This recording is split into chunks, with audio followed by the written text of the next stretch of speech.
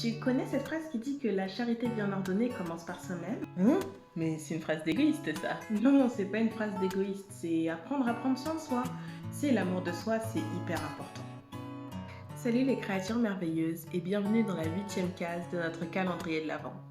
Aujourd'hui, on va parler d'une chose très importante, s'aimer soi-même. Et on va se baser sur des passages de la Bible pour comprendre tout ça. La Bible dit quelque chose de très sage dans Galates 5, verset 14. Tu dois aimer ton prochain comme toi-même. C'est comme une règle d'or.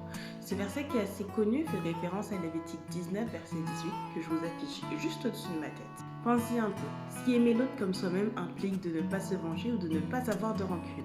Alors pourquoi on passe notre temps à regarder dans le passé, à s'en vouloir de ne pas avoir fait ci ou ça comme ça, à nous venger inconsciemment contre nous-mêmes en s'empêchant d'être heureux?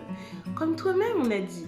Donc la partie qui dit de ne pas se venger, de ne pas avoir de rancune, s'applique d'abord à toi. Et ça, c'est la première étape vers un amour authentique. Plusieurs psaumes parlent de l'amour infini de Dieu, et comme le psaume 136 le dit si magnifiquement, son amour durera toujours. Si Dieu nous aime à ce point, c'est qu'il y a une raison, alors pourquoi ne pas se rendre compte et nous aimer au moins un peu nous-mêmes? Dans le passage de Siracide 14, versets 3 à 6, un livre apocryphe, on parle de richesse matérielle. Mais envisageons plutôt cette richesse comme l'amour de Dieu. Imagine un trésor rempli d'amour que Dieu a mis dans ton cœur. À quoi sert ce trésor si on ne veut même pas y toucher? À quoi bon avoir un tel trésor si on ne veut pas le partager? Si on est dur avec soi-même, à qui montrera-t-on la bonté?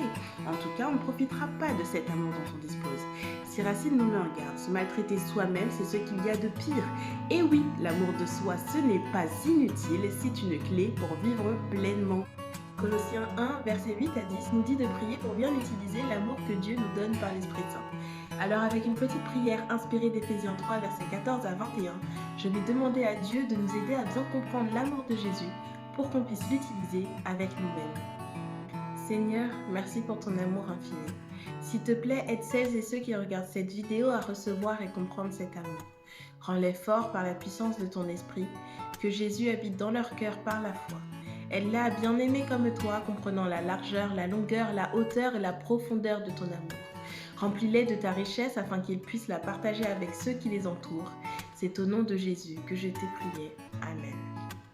Voilà les créatures merveilleuses, prenez soin de vous, partagez l'amour et dites-moi en commentaire ce que vous pensez de tout ça et rendez-vous demain pour la prochaine case.